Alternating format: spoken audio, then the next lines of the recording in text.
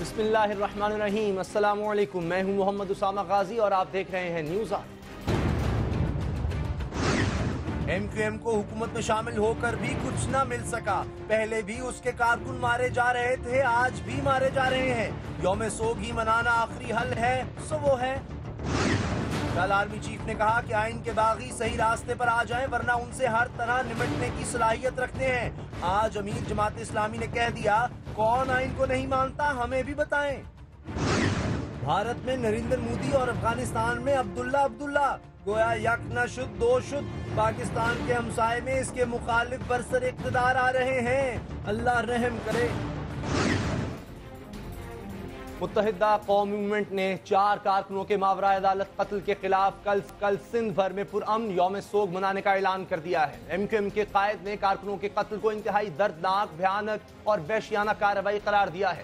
London سے جاری ہونے والے اپنے بیان میں جناب الطاف حسین شکوہ تراز تھے کہ پہلے بھی وہ کراچی میں قانون نافذ کرنے والے اداروں کے ڈیتھ اسکواڈ کی جانب سے ایم کیو ایم کے کارکنوں کی گرفتاریوں، انہیں دوران حراست انسانیت سوز تشدد کا نشانہ بنا کر قتل کرنے، مسخ شدہ لاشیں پھینکنے کے معاملے پر آواز اٹھا چکے ہیں، مگر تمام تر اپیلوں اور احتجاج کے باوجود حکام کے کان پر جوں تک رینگ نہیں رہی۔ نہ عدلیہ نے سو موٹو نوٹس لیا، جس کا نتیجہ یہ ہے کہ کارکنوں کے ماورائے عدالت قتل اور مسخ شدہ لاشیں ملنے کا سلسلہ جاری ہے۔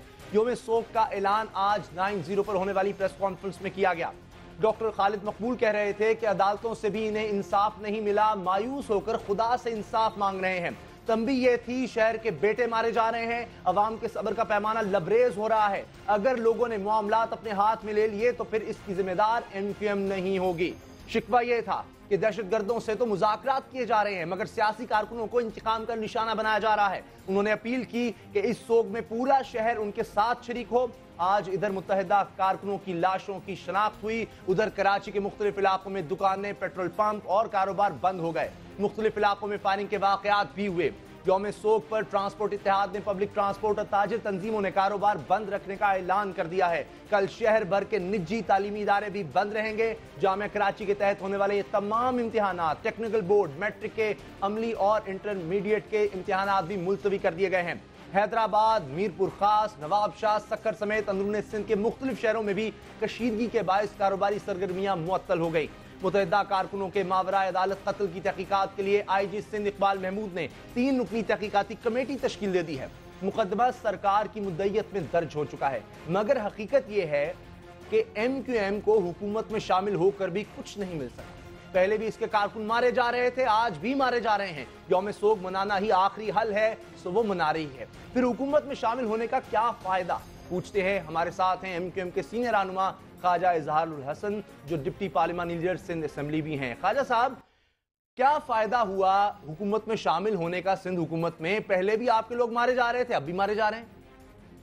اسامہ بھائی، حکومت میں ظاہر ہے شامل ہونا یا نہ ہونا، اس سے تو لاشوں کا ملنا مشروط نہیں ہونا چاہیے۔ یعنی اگر کوئی پارٹی حکومت میں نہیں ہے تو بھی اور ہے تو بھی، حکومت میں شامل ہونے کا ایجنڈا تو نیشنل ہے، حکومت میں شامل ہونے کا ایجنڈا تو ظاہر ہے وہ ایک سندھ کی ڈائنامکس میں ہے۔ لیکن سوال یہ پیدا ہوتا ہے، آپ کے چینل سے میں سوال کروں گا کہ ہم نے کون سا جمہوری پلیٹ فارم چھوڑا تھا؟ یعنی 13 اپریل سے لے کر یہ بچوں کی جو عمریں ہیں، یہ 22 سال اور 24 سال کی عمریں ہیں۔ کوئی اس میں انجینئر ہے، کوئی پڑھ رہا تھا، اور یہ تمام کے تمام لٹریٹ لوگ ہیں جن بچوں کی کبھی زندگی میں کوئی کرمنل ایف آئی آر نہیں ہے، ان کا کرمنل ریکارڈ نہیں ہے۔ ایون اہل محلہ سے آپ جا کر پوچھیں، کیا یہ خوبصورت جوان بچے تھے؟ ہم نے Supreme Court, High Court, Sindh Assembly, National Assembly, Senate, ہر اس جمہوری فورم پہ آواز اٹھائی اور ہمیں یہ واضح طور پر کہہ دیا گیا کہ جناب یہ گرفتاری جو سادہ لباس میں جن اہلکاروں نے کی ہے وہ ہمارے صوبے سے نہیں ہے۔ پولیس نے یقین دہانی کرائی کہ ہمارے پاس نہیں ہے، رینجرز نے کہا کہ جناب ہم اس طرح گرفتار نہیں کرتے، صوبائی حکومت نے کہا جناب کہ ہم لا علم ہیں۔ اب آپ بتائیے کہ ہمارے پاس آپشن بچتا کیا ہے؟ یعنی اس کو ہم کیا نام دیں؟ اس کو ہم کیا جنوسائیڈ کہیں؟ اس کو کیا ہم ظلم کہیں؟ اس کو نسل کشی کہیں؟ اور اس کا ہم رد عمل کریں کیسے؟ روئیں، گڑ گڑائیں، فریاد کریں یا کیا کریں، یا خود سوزی کر لیں؟ ہم تو آج آپ کے سامنے سراپا سوال ہے اور ہمارا کردار آپ کے سامنے اسامہ بھائی کہ گزشتہ 19 لاشیں، یہ 4 لاشوں کے ساتھ 19 لاشیں ہمیں مل چکی ہیں، 40 سے زائد ساتھی ابھی تک ہمارے لاپتہ ہیں۔ ہم اپیل کرتے ہیں آپ کے توسط سے بھی کہ خدارا یہ جو لوگ بھی اس میں ملوث ہیں وہ خود سندھ حکومت کے خلاف سازش کر رہے ہیں، ہمارے اداروں کو بدنام کر رہے ہیں۔ ہم سمجھتے ہیں کہ ان کے لیے بھی کارروائی کی جائے، اور وہی کارروائی کریں گے نا جو قانون کی عملداری کر رہے ہیں، ہم تو نہیں کارروائی کر سکتے۔ سندھ اسمبلی میں بھی آپ یہ معاملہ اٹھاتے رہے ہیں، کیا حکومت میں شامل ہونے سے پہلے یا اس دوران یہ بات ہوئی تھی کہ سلسلہ لاشوں کے ملنے کا رکنا چاہیے، یہ شرط رکھی گئی تھی؟ جناب بالکل یہ بات نہ صرف حکومتی سطح پہ ہوئی ہے بلکہ گورنر صاحب، سی ایم صاحب اور ڈی جی رینجرز، آئی جی سندھ، کراچی پولیس چیف، اور خود ان ملاقاتوں میں، ان گفتگو میں ہم نے یہ بارہا اپیل کی ہے کہ اگر کوئی کرمنل ہے، آپ کے پاس تمام طاقت ہے، اور ہم رینجرز اور پولیس کو مزید طاقتور کرنے کے لیے قانون سازی کرنے تیار ہیں۔ ہم چاہتے ہیں کہ ہمارے ادارے مضبوط ہوں، ہمارے ادارے طاقتور ہوں، لیکن یہ ظلم، اس ظلم کے تحت آپ قانون کا نفاذ کیسے ہو پائے گا؟ اب ہمارا مطالبہ پولیس سے بھی ہے اور رینجر سے بھی ہے، اور خاص طور پہ حکومت سندھ سے، کہ جو لوگ اس معاملات میں ملوث ہیں خدارا ان کو گرفتار کریں، ان کے خلاف کارروائی کریں۔ کل ایک گھر میں ڈکیتی ہوئی ہے جس میں یہ اطلاع آئی ہے کہ جناب رینجرز کی وردیوں میں ملبوس لوگوں نے اس گھر کا صفایا کر دیا، پولیس کی وردیوں میں ملبوس لوگ جا کر ڈکیتیاں کر رہے ہیں۔ ہمیں عوامی سطح پر ہم پولیس اور رینجرز کو مکمل سپورٹ کرتے ہیں، اور پورا ایم کے مکمل طور پر چاہتی ہے کہ اس قسم کے افراد کا قلعہ کما کیا جائے۔ پاکستان پیپلز پارٹی کے رہنما خورشید شاہ صاحب نیشنل اسمبلی میں اپوزیشن لیڈر ہیں، وہ کہتے ہیں کہ متحدہ قوم موومنٹ بیٹھ کر بات کرے، لوگوں سے روزگار نہ چھینے۔ میں یہ پوچھنا چاہتا ہوں کہ کل اب یوم سوگ ہے، پورے سندھ میں ہڑتال ہوگی، کیا اس سے معاملہ حل ہو جائے گا؟ جب آپ نے تمام دروازے کھٹکھٹا لیے، اب یہ یوم سوگ منانے سے معاملہ حل ہو سکتا؟ میں سوال کرنا چاہتا ہوں کہ میرے پاس اس کے علاوہ آپشن کیا ہے؟ جب میرے گھر میں لاشیں پڑی ہوں اور جب میں تمام دروازے کھٹکھٹا چکا ہوں تو، اور 20 سال اور 22 سال کے یہ لوگ ہیں، تو اب میں اپنے گھر میں کیا کروں؟ کیا کروں؟ میں پریس کانفرنس ہو چکی، کوئی آپشن میڈیا مجھے بتا دے، کوئی آپشن دوسری پولیٹیکل پارٹیز ہمیں بتا دیں، سول سوسائٹی بتا دے، انسانی حقوق کی تنظیمیں بتا دیں، حکومت بتا دے۔ ایسا ہم کیا کریں کہ کسی کے دل پر اثر ہو، کسی کے کانوں پہ جو رہیں گے، یا کسی ادارے میں یا کسی جج میں یا کسی عدالت عالیہ میں، عظمیٰ میں کوئی تو ہماری سنوائی کرے؟ ہمیں آپ آپشن دے دیں نا بھائی۔ آپ نے پرامن ہڑتال کی اپیل کی ہے، کارکنوں سے کہا ہے کہ وہ پرامن رہیں، لیکن آخر کب تک آپ کا خیال ہے کہ کارکن اس طرح سے پرامن رہیں گے اگر یہ حالات رہیں؟ یہ بڑا اہم سوال ہے، یہ بہت ہی اہم اور سنجیدہ نوعیت کا حساس سوال ہے کہ جس کے گھر سے جنازہ جاتا ہے وہ پھر کوئی بات سننا نہیں چاہتے، اور یہ جو 20-22 سال کے نوجوان، جو جوان بچے ہیں، جو اپنی ماؤں کے لخت جگر ہیں، اپنے بہنوں کے بھائی ہیں، اپنے باپ کا سہارا ہیں، اب آپ ان کو کسی بھی طریقے سے مطمئن نہیں کر سکتے۔ آج ان کے گھر جس نوحہ کنا جو حال ہے ان کا، اسامہ اگر آپ ان کی ڈیڈ باڈیز دیکھ لیتے تو شاید کئی راتیں آپ نہیں سو پاتے۔ وہ جلی ہوئی ڈیڈ باڈیز ہیں، وہ ڈرل ڈیڈ باڈیز ہیں، ان کے جسم کے اعضاء کی کھالیں کھچی ہوئی ہیں۔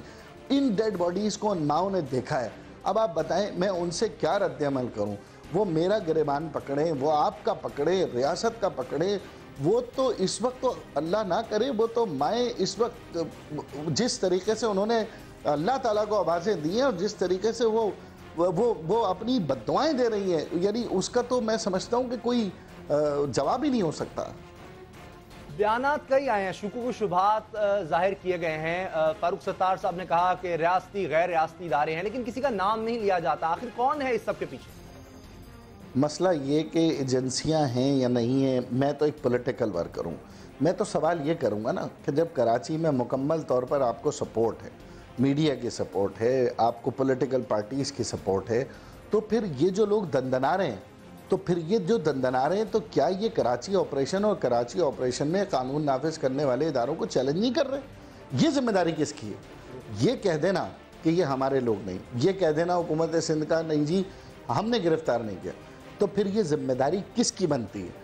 اور لوگوں میں اس کا رد عمل کیا آئے گا کہ اگر کہیں سادہ لباس میں کسی کو گرفتار کر دیا جائے تو اس کا مطلب ہے کہ وہ لوگ تو اس کی فاتحہ پڑھ لیں، کہ اب تو اس کی ڈیڈ باڈی مہینے بعد ایدی سینٹر سے یا نوری آباد قبرستان سے یا حیدرآباد کے کسی قبرستان سے ملے گی؟ ہمارا تو یہ سوال ہے. ہم کسی پہ الزام نہیں رکھتے، لیکن ہاں ہم اپنے اداروں اور اپنی ریاست، اپنی حکومت اس سے سوال کرنے میں، حق بجانے میں، اور یہ سوال ہم نے آئینی طور پہ، قانونی طور پہ تمام جمہوری پلیٹ فارمز پہ بھی کیا. ہائی کورٹ میں ہماری پٹیشنز پینڈنگ ہیں، اور اللہ کے آگے بھی ہم آج فریاد کر رہے ہیں کہ جناب کوئی تو ایسا میکانزم ہو کہ کم از کم آپ غیر قانونی عمل کر کے، ماورائے عدالت ہلاکتیں کر کے امن و امان کا نفاذ، یا شہریوں میں تسلی، یا ان کے اندر جو مطمئن ہونا ہے، جو کاروباری طبقہ اس وقت بے چینی اور پشیمانی کا شکار ہے، اس کو آپ کیسے مطمئن کریں گے؟ کارکن آپ کے مارے جاتے ہیں، سرکار کی مدعیت میں مقدمہ درج کیا جاتا ہے نامعلوم افراد کے خلاف، کیوں کسی کو نامزد کیوں نہیں کیا جاتا؟ اسامہ، مسئلہ یہ ہے کہ جو گرفتار کرنے آتے ہیں بھائی، وہ اپنا نہ وزٹنگ کارڈ چھوڑ کے جاتے ہیں، نہ اپنے چہرے دکھا کے جاتے ہیں. جس کو گرفتار کر کے گئے ہیں وہی جانتا ہے کہ اسے کس نے گرفتار کیا اور کہاں رکھا. وہ تو اس وقت لاش کی صورت میں ملا ہے، اور لاشیں گواہی نہیں دے سکتی، لاشیں بیان نہیں دے سکتی، لاشیں شناخت نہیں کر سکتی، اور تو کسی کو اس بارے میں علم نہیں ہے. لیکن ہزاروں لوگوں نے یہ ضرور دیکھا ہے کہ جناب لوگ آئے تھے سادہ لباس میں، انہوں نے گرفتار کیا اور لے کر چلے گئے. کس کی جرت ہے کہ وہ آ کر جناب ان گرفتار کرنے والوں کو روکے؟ ہم تو یہی آپ سے کہہ رہے ہیں کہ کراچی میں ایک فضا بن چکی ہے جو اپنے قانون نافذ کرنے والے اداروں پہ اعتماد کر رہی ہے، لیکن اس قسم کے اقدامات سے ان کے اعتماد متزلزل ہو رہے ہیں اور ایک سوالیہ نشان پیدا ہو رہا ہے. بہت بہت شکریہ خواجہ اظہار الحسن صاحب، متحدہ قومی موومنٹ کے سینئر رہنما. وہ کہتے ہیں مجبور ہو کر ہم نے ہڑتال کی کال دی ہے، سوگ منایا جا رہا ہے. کل پورے سندھ میں ہر دروازہ کھٹکھٹایا، کچھ نہیں ہوا. سادہ لباس میں لوگ آتے ہیں اور کارکنوں کو اٹھا کر لے جاتے ہیں. آخر یہ کون لوگ ہیں؟ اسی بارے میں ہم بات کریں گے. ہمارے ساتھ ہیں آسماں جہانگیر صاحبہ، ماہر قانون دان ہیں، آئینی ماہر ہیں. آسماں جہانگیر صاحبہ، ابھی متحدہ قومی موومنٹ کی طرف سے آپ نے بات سنی کہ کوئی پتہ نہیں، نامعلوم لوگ ہوتے ہیں جو اٹھا کر لے جاتے ہیں، اس طرح سے مقدمہ درج ہوتا ہے. پھر کون لوگ ہو سکتے ہیں؟ فرشتے ہیں، جنات ہیں جو اس طرح سے لوگوں کو اٹھا کے لے جاتے ہیں اور پھر قتل کر کے پھینک جاتے ہیں؟ دیکھیں اسامہ، یہ کہنا مشکل ہے کون ہے، مگر دو تین چیزیں صاف ہیں. ایک بات تو یہ ہے کہ ایم کیو ایم باقاعدہ چیخیں ماری ہے، باقاعدہ لسٹ دے رہی ہے، باقاعدہ ٹھوس دعوے کر رہی ہے کہ ان کے لوگ اٹھائے جا رہے ہیں، اور اب یہ لاشیں بھی ملنی شروع ہو گئی ہیں. اب کون لے جاتا ہے، یہ آپ کا اور میرا کام یا کسی ایسے سیاسی بندے کا کام تو نہیں ہے کہ وہ انویسٹیگیٹ کرے، یہ بھی تو اسٹیٹ کا کام ہے. اور حیرت اس بات کی ہے کہ جو پروونشل گورنمنٹ یا فیڈرل گورنمنٹ جو بھی ہیں، اس کی انویسٹیگیشن کر کے طے پہ کیوں نہیں پہنچتی کہ آخر یہ کون لوگ ہیں جو کر رہے ہیں. یہ تو نہیں کہ باہر سے کہیں کشتیوں میں آتے اور پھر چلے جاتے ہیں. کئی دفعہ یہ بھی کہا جاتا ہے کہ غیر ملکی عناصر ہیں، تو غیر ملکی عناصر ہیں تو ان کو تو بہت ضرورت ہے کہ ان کو پکڑیں. یہ کہاں سے غیر ملکی عناصر آتے ہیں؟ اور اگر ہمارے ریاستی عناصر ہیں تو تب بھی ان کی ان کو سزا ملنی چاہیے، ان کو پکڑا جانا چاہیے. اور اگر یہ کرمنل گینگز ہیں تو ان کو توڑا جائے. آپ نے حکومتوں کی بات کی. متحدہ قومی موومنٹ کہتی ہے کہ جب بھی کوئی کارکن لاپتہ ہوتا ہے ہم عدالت بھی جاتے ہیں، پھر بھی کچھ نہیں ہوتا. کوئی تحقیقات آخر کیوں نہیں ہوتی؟ ٹھیک کہہ رہے ہیں، لوگ بہت پریشان ہیں ان باتوں پہ. یا تو پروونشل گورنمنٹس اور فیڈرل گورنمنٹ ساری مل کے اپنی انویسٹیگیٹنگ ایجنسیز کو ٹھیک نہیں کر پائی ہیں. تو یہ عجیب سی بات ہے کہ اتنے سال گزرنے کے بعد یہ کرائم بڑھتا چلا جا رہا ہے اور انٹریسڈ کرائم بڑھتا چلا جا رہا ہے. میں سمجھتی ہوں کہ اس کے پیچھے جو بھی ایک کانسپریسی ہے یا اس کے پیچھے کوئی ایسے عناصر، اگر ایسے ریاستی عناصر ہیں ملوث جو کہ بالکل ہاتھ سے باہر نکل چکے ہیں، تو ان کو بھی اب اکاؤنٹیبل کرنا بہت ضروری ہو گیا ہے. متحدہ قومی موومنٹ مسلسل کہتی ہے ماورائے عدالت قتل. کیا اس میں حقیقت ہے کہ عدالتوں سے سزائیں نہیں ہوتی اور قانون نافذ کرنے والے ادارے کہتے ہیں کہ ملزم چھوٹ جاتے ہیں، لہٰذا ان کے پاس یہ حل ہے کہ لوگوں کو پکڑو اور ماورائے عدالت قتل کر دو؟ کہیں ایسا تو نہیں؟ دیکھیں، اس میں آپ سے عرض کرتی ہوں کہ جو ہم نے دیکھا ہیومن رائٹس کمیشن میں، معذرت کے ساتھ ایکسٹرا جوڈیشل کلنگز کے بہت ٹھوس انڈیکیشنز ہیں. اور یہ بار بار دبی زبان میں کہا جاتا ہے کہ کیونکہ مجرموں کو ना पकड़ा जाता है, ना शहादतें सामने आती हैं, ना अदालतें उनको कन्विक्ट करती हैं, तो फिर किस तरीके से इनके साथ डील किया जाए? ये एक दलाइल सिर्फ पाकिस्तान में नहीं, दुनिया भर में ऐसे मुल्क देते हैं जो कि अपनी गवर्नेंस को ठीक नहीं कर सकते, मगर ये कोई दलाइल नहीं है। इसलिए क्योंकि अगर अदालतें जब कायम है एक माशरे में, तो वो बताएंगी कि कौन मुजरिम है और कौन नहीं है। अगर गेस वर्क से मुजरिमों को मारना शुरू कर दिया और इस तरह एक्स्ट्रा जुडिशल किलिंग्स शुरू हो गई, तो फिर तो ये एक रियासती लॉलेसनेस शुरू हो जाएगी। मेरा ख्याल है कि ये बड़ी तशवीशनाक बात है। कल कराची समेत पूरे सिंध में हड़ताल होगी, क्या फिर यही हल रह जाता है इन मामलों को दुरुस्त करने का? देखिए, ये तो एक प्रोटेस्ट करने का तरीका है, मगर मैं समझती हूँ हल इस चीज़ का है कि हम थोड़े से अपने कानून ठीक करें, एविडेंस एक्ट को ठीक करें, अपनी प्रोसिक्यूशन सर्विस को ठीक करें, अपनी इन्वेस्टिगेशन को ठीक करें, विटनेस प्रोटेक्शन को आगे करें और जजेस को प्रोटेक्शन दें, क्योंकि जो अनासिर है यहाँ पे मुजरमाना अनासिर, वो तो बाकायदा फ़ोन करके जजों को थ्रेट करते हैं। तो जज भी तो इंसान हैं और हमारी गवर्नमेंट जो है, वो जो हमारी सबॉर्डिनेट अदालत है, उसको कोई प्रोटेक्ट नहीं देती है, कोई प्रोटेक्शन नहीं देती है।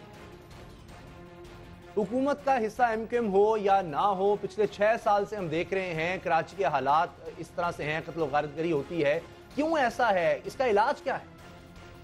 देखिए उसामा, इसका दूर पार सस्टेन्ड इलाज तो यही है कि आप किसी को इम्प्यूनिटी ना दें, हर एक को एक जैसा ट्रीट करें और अपना क्रिमिनल जस्टिस सिस्टम को बेहतर करें, यही इलाज है इसका।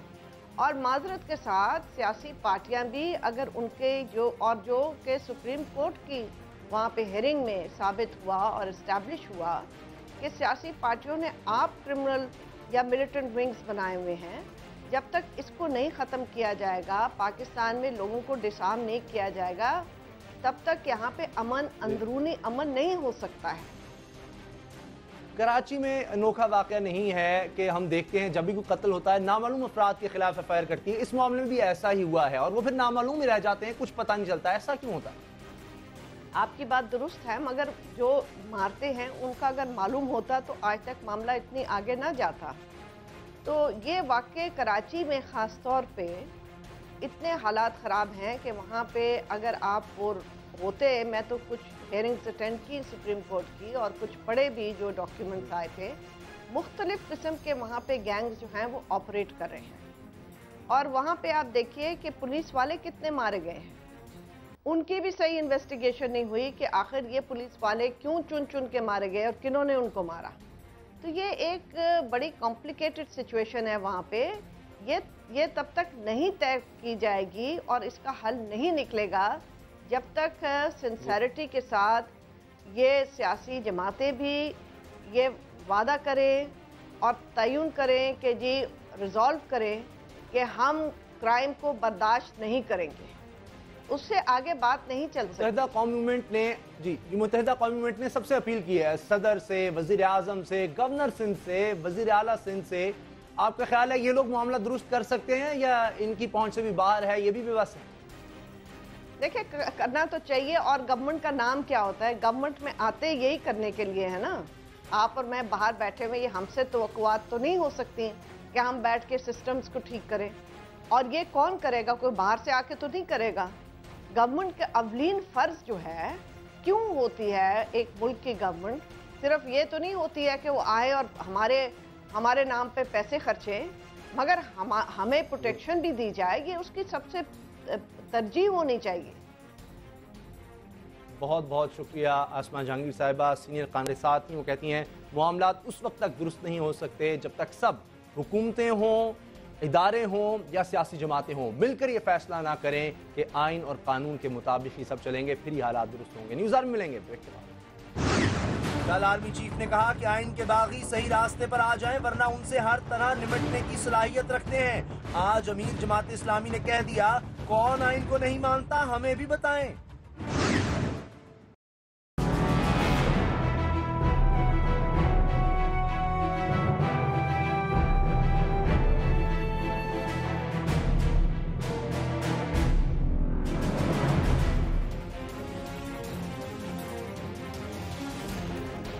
یوم شہداء کی تقریب سے خطاب کے دوران چیف آف آرمی سٹاف نے بہت واضح انداز میں طالبان اور جمہوریت پسندوں کے نام پیغام دیا تھا۔ جمہوریت پسندوں کو تسلی دی کہ فوج آئین، جمہوریت اور میڈیا کی آزادی پر یقین رکھتی ہے، تو جمہوریت کے ڈیریل ہونے اور فوج کے سیاست میں مداخلت کرنے کے خدشات اب دور ہو جانے چاہیے۔ طالبان کے نام پیغام تھا کہ باغی ملک کے دستور کو مان لیں، بصورت دیگر پاک فوج ان سے نمٹنے کے لیے ہر طرح کی صلاحیت رکھتی ہے۔ پاکستان جمہوریت کے استحکام، آئین اور قانون کی پاسداری اور بالادستی پر یقین رکھتی ہے۔ ریاست کے باغیوں سے نمٹنے کے معاملے میں شک کی کوئی گنجائش نہیں۔ چیف آف آرمی سٹاف کے اس دو ٹوک پیغام کے بعد جہاں سے دھواں اٹھنا چاہیے تھا، بالکل انہی مقامات سے دھواں اٹھنا شروع ہو گیا ہے۔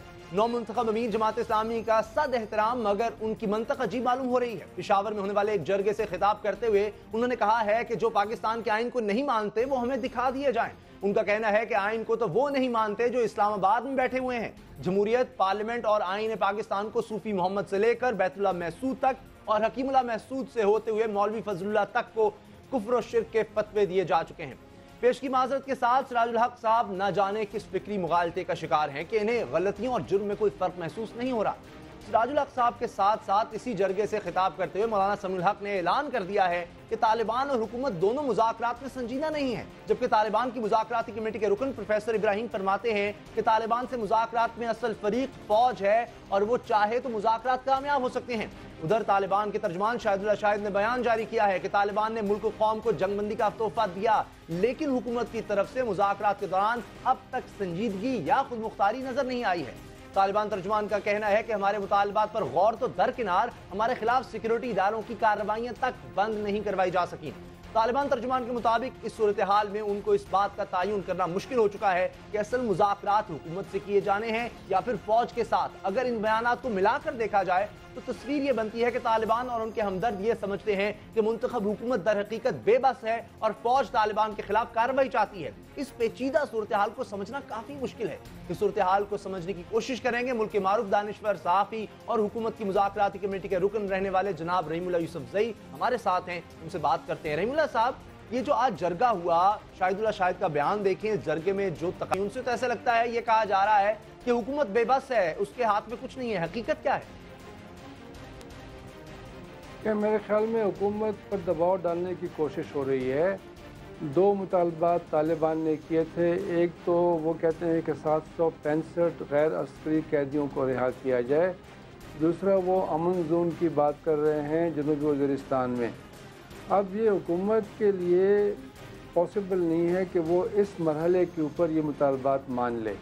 دیکھیں، کچھ چیزیں تو مان لی جاتی ہیں، اس کے بدلے پھر توقع ہوتی ہے کہ جو دوسرا فریق ہے وہ بھی آپ کی کچھ بات کو مانے گا، مطالبے کو مانے گا۔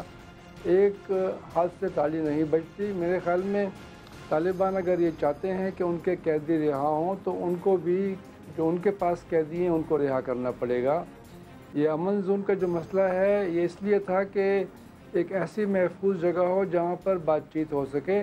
ایسی کئی محفوظ جگہیں ہیں، اس کو جہاں پہ مذاکرات ہوں گے وہی امن زون ہوگا، چاہے اس سے پہلے مذاکرات ہوئے، ابھی آئندہ بھی ہوں گے۔ تو میرے خیال میں شرائط لگا کر بات چیت نہیں کرنی چاہیے، اور میں سمجھتا ہوں کہ جو لوگ اس سارے مرحلے میں شامل ہیں ان کو ذرا صبر سے کام لینا چاہیے، ورنہ اگر وہ تنقید کریں گے تو پھر تو بات آگے نہیں بڑھے گی۔ کل آرمی چیف نے کہا، ریاست کے باغیوں کے بارے میں کہا کہ ان سے بھرپور طریقے سے نمٹا جائے گا، اس کے بارے میں آپ کیا کہیں؟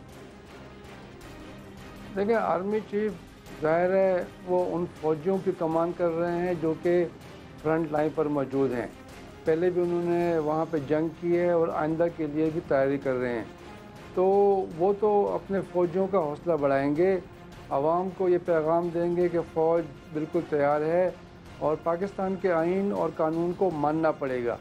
یہ انہوں نے بات کی ہے، میرے خیال میں یہ ایک بڑا واضح پیغام ہے۔ پھر ایک یہ بھی ہے کہ اگر طالبان کی طرف سے یا ان کے اتحادیوں کی طرف سے بم دھماکے ہوں گے، خودکش حملے ہوں گے تو اس کا جواب دیا جائے گا، اور جواب دیا گیا ہے۔ تو میرے خیال میں اس میں کوئی شک نہیں ہے کہ فوج جو ہے وہ اپنی تیاری رکھتی ہے اور وہ حکومت کی اس پالیسی کی حامی ہے کہ بات چیت کی جائے۔ لیکن وہ یہ بھی اس کی بھی تیاری کر رہی ہے کہ اگر بات چیت ناکام ہوئی تو پھر فوجی کارروائی ہو سکتی ہے۔ اس سے پہلے ایک بڑی اہم ملاقات ہوئی تھی جس میں DGISI بھی تھے، وزیر اعظم تھے، آرمی چیف بھی تھے۔ اس میں کہا گیا کہ کوئی واضح حکمت عملی ہونی چاہیے، کوئی نتیجہ خیز بنانا چاہیے مذاکرات کو، اور اس کے بعد آج جو جرگہ ہے آرمی چیف کا کل کا بیان، آج یہ جرگہ، آپ کو لگتا ہے یہ آخری کوشش ہو رہی ہے مذاکرات بچانے کی، یا کوئی بڑے فیصلے سے پہلے کیا ہونے جا رہا ہے؟ دیکھیں، پہلی بات تو یہ ہے کہ چونکہ مذاکرات میں کوئی واضح پیش رفت نہیں ہو رہی، تو جو اس میں حصہ لے رہے ہیں، جو رابطہ کار ہیں، مذاکرات کار ہیں، ان کی مایوسی میں اضافہ ہو رہا ہے۔ میں سمجھتا ہوں کہ بلیم گیم ہو رہی ہے کہ بھائی یہ جو اس میں پیش رفت نہیں ہوئی تو اس میں غلطی کس کی ہے، کوئی حکومت کے اوپر الزام لگا رہا ہے، کوئی طالبان کے اوپر۔ لیکن دیکھیں، یہ جو آخری ملاقات ہوئی تھی وہ 26 مارچ کو اورکزئی ایجنسی میں ہوئی تھی، اس کے بعد کوئی ملاقات نہیں ہوئی۔ وہ پہلی براہ راست ملاقات تھی طالبان کی شورا اور حکومت کے نمائندوں کی۔ تو 1 مہینے سے اوپر ہو گیا ہے، کوئی ملاقات نہیں ہو سکی۔ اس کے لیے تیاری ہو رہی ہے، لیکن ابھی تک اس کے بارے میں کوئی فیصلہ نہیں ہوا۔ طالبان کے جواب کا انتظار ہے۔ تقریباً روزانہ جو طالبان کے رابطہ کار ہیں وہ کہتے ہیں کہ جی بس رابطہ ہو گیا ہے اور یہ ملاقات ہونے والی ہے۔ میرے خیال میں وہ ملاقات بہت ضروری ہے۔ اگر وہ ملاقات ہو جائے، طالبان فائر بندی میں توسیع کر دیں، کچھ ان کے لوگ رہا ہو جائیں، تو پھر یہ جو ایک تعطل ہے یہ دور ہو جائے گا اور پیش رفت ہوگی۔ لیکن فی الحال ہم دیکھ رہے ہیں کہ کوئی پیش رفت نہیں ہو رہی اور مایوسی میں اضافہ ہو رہا ہے۔ مولانا سمیع الحق جو ہیں بڑے اہم رہنما ہیں، انہوں نے تو دونوں فریقوں پر الزام لگا دیا، انہوں نے کہا دونوں فریق جو ہیں وہ سنجیدہ نہیں ہیں، ایسا ہے؟ نہیں، میرے خیال میں یہ بات اس حد تک ٹھیک نہیں ہے۔ اگر سنجیدگی نہ ہوتی تو یہ مذاکرات اب تک نہ چل رہے ہوتے۔ کسی فریق نے یہ نہیں کہا کہ وہ مذاکرات نہیں کرنا چاہتے۔ فائر بندی بھی ہوئی، پہلے طالبان نے کی، پھر حکومت نے کی۔ جب طالبان کے حملے پھر سے شروع ہو گئے تو فائر بندی بھی ختم ہو گئی اور فوج نے اس کا جواب دیا۔ لیکن میرے خیال میں سنجیدگی ابھی تک ہے، یہ ارادہ بھی ہے کہ بات چیت ہونی چاہیے۔ ظاہر ہے اس میں پیش رفت نہیں ہو رہی تو مایوسی بڑھ رہی ہے، لیکن میرے خیال میں اس طرح کی بات نہیں کرنی چاہیے۔ خاص طور پہ دیکھیں، وہ لوگ جن کا کام یہ ہے کہ رابطے بڑھائیں، بات چیت کو آگے لے کے جائیں، تو ان سب کو چاہیے کہ وہ احتیاط سے کام لیں۔ اس طرح اگر وہ الزامات لگائیں گے، تنقید کریں گے، تو پھر تو بات آگے نہیں بڑھے گی۔ رحیم اللہ صاحب، جو آج بیانات وہاں پر دیے گئے، ایک تو اس جرگے کی اہمیت کیا ہے؟ کیا جو لوگ یہاں پر آئے ہیں طالبان میں ان کا رسوخ ہے، طالبان کی سنتے ہیں؟ دوسرا جو بیانات دیے گئے ہیں، کہیں یہ کہا گیا کہ ہمیں وہ لوگ دکھائیں جو آئین کو نہیں مانتے، پہلے آئین کو اصل صورت میں آپ نافذ کریں، مثلا پروفیسر ابراہیم صاحب نے کہا، اور پھر ہم طالبان سے بھی آئین بنوا لیں گے۔ یہ تو اس طرح کی باتیں جو طالبان کہتے ہیں۔ دیکھیں، یہ آج پشاور کے نشتر حال میں جماعت اسلامی کی فاٹا کی تنظیم کا جرگہ تھا۔ تو جو قبائلی ان کے حامی ہیں یا جو قبائلی عمائدین ان کی دعوت کے اوپر آئے، تو وہاں پہ امن مذاکرات کے حوالے سے گفتگو ہوئی۔ اس میں پھر یہ ہوا کہ جو طالبان کے رابطہ کار ہیں، سمیع الحق صاحب، ابراہیم صاحب، یوسف شاہ صاحب، انہوں نے بھی تقاریر کی۔ اور دیکھیں، جب آپ کے سامنے ایسا ایک فورم ہو، قبائلی لوگ ہوں، جماعت اسلامی کے رکن ہوں، تو پھر آپ چاہتے ہیں کہ وہی بات کریں جو وہ لوگ سننا چاہیں۔ میرے خیال میں ایسا ہی ہوا، لیکن اب یہ ہے کہ ان سے بڑی توقعات ہیں سمیع الحق صاحب سے اور ان کے جو ساتھی ہیں، اور توقع یہ ہے کہ یہ رابطہ کار ہیں۔ اگر رابطے بحال نہیں ہو رہے تو یہ رابطے بحال کروائیں اور یہ کوشش کریں کہ جو دوسرا راؤنڈ ہے مذاکرات کا وہ ہو جائے۔ اسی کے اوپر دار مدار ہے، کیونکہ یہ کہا گیا ہے کہ اس اگلے دور میں حکومت اپنے مطالبات لے کر آئے گی اور طالبان کی شورا اپنے مطالبات لے کے آئے گی اور بامعنی مذاکرات ہوں گے۔ اس لیے میرے خیال میں یہ ملاقات ہونی چاہیے۔ اس کے بعد یہ معلوم ہوگا کہ واقعی اس بات چیت میں کامیابی ممکن ہے، یہ مذاکرات بامعنی ہو سکتے ہیں یا یہ ناکامی کی طرف جا رہے ہیں۔ فی الحال تعطل نظر آ رہا ہے۔ بہت بہت شکریہ رحیم اللہ یوسف، سینئر تجزیہ کار۔ آج جو بیانات دیے گئے ہیں وہ حکومت پر دباؤ بڑھانے کے لیے تھے، لیکن کیا اس طرح مذاکرات آگے بڑھ سکیں گے؟ دیکھتے ہیں۔ نیوز آر میں ملیں گے بریک کے بعد۔ भारत में नरेंद्र मोदी और अफगानिस्तान में अब्दुल्ला अब्दुल्ला, गोया यक न शुद्ध दो शुद्ध। पाकिस्तान के हमसाये में इसके मुखालिफ बरसर इक़्तिदार आ रहे हैं, अल्लाह रहम करे।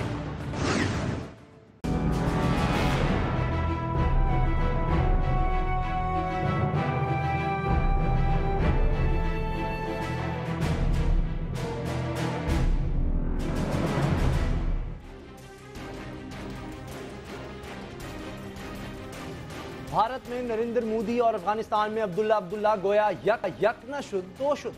पाकिस्तान के हमसाये में इसके मुखालिफ इक़्तिदार में आते दिखाई दे रहे हैं। गोया आने वाले दिनों में इसे मशरकी नहीं मगरबी सरहद पर भी परेशानी का सामना करना पड़ सकता है। पाकिस्तान को टेंशन देने की तैयारियां अभी से शुरू हैं। खबर यह है भारत और रूस के दरमियान एक मुआहिदा तय पा गया है, जिसके तहत रूस अफगानिस्तान को छोटे हथियार फराहम करेगा, मगर इस असलहे की कीमत भारतीय सरकार अपनी जेब से अदा करेगी। अफगान हुकूमत भारत पर जोर दे रही है कि वो इस मुआहदे में भारी हथियार भी शामिल करे, और इम्कान यही है कि भारतीय सरकार मान जाएगी। फिर रूसी टैंक, लड़ाका हेलीकॉप्टर और दूसरे भारतीय हथियार भी अफगानिस्तान को मिल जाएंगे। यही नहीं, भारत और रूस काबुल के नजदीक असलहा फैक्ट्री की बहाली में भी अफगान हुकूमत की मदद करेंगे। भारत अफगान फौजियों को तरबियत देने में भी पेश है। भारतीय सरकार की ये फयाजियां, मेहरबानियां क्या गुल खिलाएंगी, अंदाजा लगाना मुश्किल नहीं। दूसरी तरफ भारत के मुतवक्के वज़ीर आज़म नरेंद्र मोदी वो इंतहा पसंद हिंदू हैं जो दाऊद इब्राहिम की आड़ में पाकिस्तान पर हमले करने की धमकियां दे रहे हैं। एबटाबाद ऑपरेशन के हवाले देकर डायलॉग बाजी कर रहे हैं। अपने इंटरव्यू में धमकी ये थी कि वो ये बात बतौर बीजेपी के कारकुन नहीं बल्कि एक पेशावर पुलिस अफसर के नाते कर रहे हैं। वो पुलिस अफसर जिसने कई साल मुनज़्ज़म जराइम के खिलाफ कार्रवाइयां की हैं, ऐसी कार्रवाई करके दाऊद इब्राहिम को भारत वापस लाएंगे। हकीकत यह है कि इलेक्शन जीतने के चक्कर में मोदी भारतीय अवाम को ट्रेलर दिखा रहे हैं। पाकिस्तान के वज़ीर दाखिला चौधरी निसार इन्हें मुंह तोड़ जवाब दे चुके हैं कि वो किसी गलत फहमी में ना रहें। वो ये जान लें कि पाकिस्तान ना तो कमजोर मुल्क है और ना ही इस किस्म के गैर जिम्मेदाराना बयानात से मरगूब होगा। पाकिस्तान के हमसाये में बनने वाले इस मंजरनामे पर बात होगी। हमारे साथ हैं सीनियर तज्ज़ियाकार जनाब सज्जाद मीर। सज्जाद मीर साहब, ये मोदी साहब के जो बयानात हैं, आखिर वो चाहते क्या हैं? असल में कुछ नहीं, इलेक्शन जीतना चाहते हैं, इसके अलावा कुछ नहीं चाहते, और हमें इस पर परेशान होने की जरूरत नहीं है। मोदी यकीनन इंतहा पसंद हिंदू है, और गुजरात के वाक़यात इस बात का सबूत है कि उसने मुसलमानों के खिलाफ बहुत सख्त कार्रवाई की थी और उसको बर्दाश्त करना मुश्किल है। लेकिन जनाब, वो एक तरफ कारपोरेट सेक्टर का भी नुमाइंदा है, और वो जो सरमायादार निज़ाम है, अगर उसने उसे कायम रखना है, भारत में तरक्की देनी उसे, तो वो आसानी के साथ पाकिस्तान की दुश्मनी बोल नहीं ले सकता। ये कहना आसान है कि वज़ीर आज़म आ रहा है। हमारे यहाँ कुलदीप नैयर तो पाकिस्तान में कह चुके हैं कि वो वज़ीर आज़म नहीं हो सकता, वो लिख भी चुके हैं। वो कह रहे हैं कि बीजेपी जीत जाएगी, उनका नुमाइंदा यही होगा, लेकिन बाकी पार्टियां जिनसे अब उनको इत्तेहाद करना पड़ेगा वो मोदी को कबूल नहीं करेंगी। बल्कि यहाँ तक इंडिया में कहा जा रहा है कि अगर मोदी वज़ीर आज़म बन गया तो ये भारत के टूटने की इब्तिदा होगी। चुनांचे अगर तशवीश हमें है तो भारतीयों को भी है। और सच्ची बात तो ये है कि जो अफगानिस्तान की बात की अब्दुल्ला अब्दुल्ला की, ये गनी हो या अब्दुल्ला अब्दुल्ला हो, दोनों अमेरिका के नुमाइंदे हैं। असल बात यह है, क्या अब्दुल्ला अब्दुल्ला अपनी ताकत पर अफगानिस्तान में हुकूमत कर सकता है, जबकि वो अफगान जो पख्तून इलाका है उसकी नुमाइंदगी नहीं करता। ये बहुत इफ्स एंड बट्स अफगानिस्तान के अंदर मौजूद है। फिर अगर रूसी असले की फैक्ट्री लग भी जाएगी तो चलाएगा कौन? चलाना तो उस फौज को है जो अमेरिका ने ट्रेन की है, और उस फौज का इतबार नहीं है। उसके पैसे अमेरिका ने देने नहीं देगा तो वो फौज कायम नहीं रख सकती। ये दरअसल इंटरनेशनल ताकतें अपना कुछ बंदोबस्त कर रही हैं, और हमें इसको एक जियोपॉलिटिकल सिचुएशन में तब्दीली के हवाले से देखना चाहिए कि अफगानिस्तान में क्या तब्दीली आ सकती है, इंडिया में क्या तब्दीली आ सकती है। हमें परेशान होने की जरूरत नहीं है। हमारे भी बहुत दोस्त हैं, हमारी भी जरूरत है, अमेरिका को भी जरूरत है। अगर हम शंघाई कॉन्फ्रेंस का मेंबर बन जाते हैं, जो रूस हमारी फेवर कर रहा है, और फिर चीन हमारा दोस्त है, उसके भी आखिर जोर से हमने यहाँ फैक्ट्रियां कायम की हुई हैं, तो हम एक भी ताकत है। घबराने की बात नहीं है, ये सब गीदर बकनियां हैं, और यकीनन हमें देखना चाहिए, नजर रखनी चाहिए इन पर, मोदी पर भी और अब्दुल्ला अब्दुल्ला पर भी, और रूसियों पर भी और भारतीयों पर भी। लेकिन परेशानी की कोई बात कम से कम मुझे इस पूरे रोटेरिक में, ये जो इलेक्शन के सिलसिले में हो रहा है, कोई नजर आती दिखाई नहीं देती है। लेकिन अभी जो सूरत हाल है, हमारा तो मशरकी जो बॉर्डर है वो भी महफूज नहीं रहा और मगरबी नहीं, वहां भी हमारी शायद मशरकी बॉर्डर से ज्यादा फौज तो अब इस वक्त अफगानिस्तान के बॉर्डर पर या कबायली इलाकों में है। तो क्या आने वाले दिनों में सूरत हाल बेहतरी की तरफ जाएगी या और खदशात हैं? देखिए बात यह है कि ये यकीनी बात हम उस बॉर्डर पर हैं, लेकिन गालिबन जो किस तरह की इंटरनेशनल गारंटीज होती हैं और उसके साथ हमारा एटमी पावर होना, इंडिया अब मुश्किल से पाकिस्तान पर हमले करने की सोच सकता है। और अफगानिस्तान के बॉर्डर से कोई मसल्ला ऐसी फौज कशी के पाकिस्तान की सरजमीन पर गोया बूट लाए जाएं और जहां इसको कुछ तंग किया जाए, ये भी मुमकिन दिखाई नहीं देती। हमें अगर खतरा है तो उन ताकतों से है जो हमारी एटमी ताकत के दुश्मन हैं, या उन ताकतों से है जो सुपर पावर्स हैं। और मुझे नहीं लगता कि पाकिस्तान की पॉलिसी इसमें जो चल रही है उसमें कोई सुपर पावर भी पाकिस्तान की मुखालफत में, ना अमेरिका ना रूस। चीन तो हमारा दोस्त है ही, मुझे नहीं लगता कि वो, अगरचे सर्द जंग की फजा पैदा हो रही है यूक्रेन की वजह से, लेकिन मुझे नहीं लगता कि यहाँ की सूरत हाल में वो तब्दीली आएगी जिस तब्दीली के नतीजे के तौर पर हमें अपनी सिक्योरिटी का खतरा महसूस हो। इसलिए हमें इत्मीनान के साथ अपनी तैयारियां जारी रखनी चाहिए और परेशान होने की जरूरत दिखाई देती नहीं मुझे। लेकिन एक तरफ नरेंद्र मोदी अगर आ जाते हैं और अब्दुल्ला सब जानते हैं कि पाकिस्तान मुखालिफ हैं और एक दूसरे की ये मदद करते हैं, तो पाक भारत दोस्ती की जो उम्मीदें हैं वो आगे बढ़ सकेंगी ऐसे माहौल में? अच्छा, बात सुनने जब वो आए थे वाजपेयी, तो हम कहते थे बीजेपी आ गई, पाकिस्तान से लड़ाई होगी। कांग्रेस को हम अच्छा समझते हैं, लेकिन कांग्रेस पर जो बर्डन है कि वो तकसीम की जिम्मेदारी है, कांग्रेस पर जो बर्डन है कि उसी ने कश्मीर का मसला पैदा किया है, उससे हमें दोस्ती नहीं हो रही उससे। वाजपेयी ने आके कुछ कदम उठाए थे, हम हैरान हुए थे, लेकिन जाहिर है कि वो भी आगरा में आकर ठुस होकर रह गया था। इंडियन एस्टेब्लिशमेंट जो है वो खास तौर पर आसानी के साथ पाकिस्तान के दोस्ती के हक में नहीं हो सकती।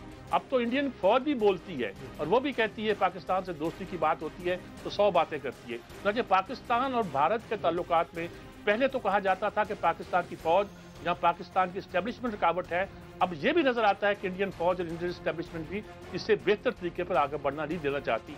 हाँ, अलबत्ता अगर सियासी कोशिश होगी, अगर उन्होंने सचमुच कारपोरेट सेक्टर ने अपने पांव जमाना है, अगर भारत के कारपोरेट सेक्टर ने एक ताकत बनना है और अगर भारत को भी एक मिनी सुपर पावर बनना है, तो उसके लिए लाजमी है कि पाकिस्तान से ताल्लुकात बेहतर करें। उनकी मैशियत के लिए भी, खारजा अमूर के लिए भी ये बहुत जरूरी होगा। अफगानिस्तान को बरादर मुल्क कहा जाता है, लेकिन जिस तरह के बयानात हम करजई के देखते रहे हैं, अब अगर भारत अफगान फौजियों को ट्रेनिंग दे रहा है अपने मुल्क में ले जाकर, तो क्या ये भी हमारे लिए तशवीश की बात नहीं होनी चाहिए? 2 दहाइयां पहले रशिया से लड़ते रहे, अब रशिया का सुरसुख वहां पर हो रहा है, ये तशवीश की बात नहीं है पाकिस्तान के लिए? तशवीश की बात तो है कि इंडियन की जितनी एक्टिविटीज़ है, उनके जो कौंसल खाने हैं, उनके जो ठिकाने हैं जो उन्होंने कायम किए हैं, वो लोगों को ट्रेनिंग देते हैं, वो सारी तशवीश की बातें हैं, इसमें कोई शक नहीं है। लेकिन जो बात देखने की है कि इस पूरी कुव्वत के साथ अफगानिस्तान में अब बहुत सी ताकतों के इंटरेस्ट है। अमेरिका का इंटरेस्ट है, रूस का इंटरेस्ट है, सेंट्रल एशिया का इंटरेस्ट है, चीन के इंटरेस्ट है। चीन ने इतनी इन्वेस्टमेंट कर दी है वहाँ, खासतौर पर रेल मिनरल्स में, कि भारत के कुछ पंडित अब ये कहते हैं कि हम वहाँ चीन का मुकाबला नहीं कर सकते। उन्होंने कुछ $200 बिलियन कितने $2 बिलियन कितने इन्वेस्ट किए थे और कह रहे थे कि हम पाकिस्तान को वहां से भगा देंगे, लेकिन लड़ाई जब उन नजर आई कि चीन के साथ हो रही है तो उनके लिए मुश्किलात पैदा हो गई है। यकीनन अफगानिस्तान जो है एक बैटल फील्ड बन चुका है आलमी ताकतों का, इंपीरियलिस्ट फोर्सेस का और खित्ते की तमाम उन कुव्वतों का जिनके इंटरेस्ट उसमें है, और हम भी उसमें शामिल हैं, हमारे इंटरेस्ट भी उसमें है। लेकिन इस पूरी सूरत हाल में हमें विजिलेंट रहना है। अगर शंघाई कॉन्फ्रेंस के मेंबर बन जाते हैं तो एक सिचुएशन में एक नई इक्वेशन हमारी यहाँ डेवलप होती है। चीन के साथ हमारी इक्वेशन यकीनी तौर पर दूसरी ताकतों के लिए सोचने वाली है। और मेरे ख्याल में तशवीश की बात नहीं है, सिर्फ विजिलेंट रहने की जरूरत है। सही है, बहुत बहुत शुक्रिया सज्जाद मीर, तज्जियाकार आपने हमें वक्त दिया। तशवीश की बात नहीं है, भारत को भी अगर तरक्की करनी है, मईशत को आगे ले जाना है, जो कि मोदी का नारा है, तो पाकिस्तान की मुखालफत मोल लेकर ऐसा नहीं हो सकेगा। न्यूज़ देखने का बहुत बहुत शुक्रिया। दुआ में याद रखिएगा, अल्लाह ताला आपको नफरत और औलाद के गम से महफूज रखे।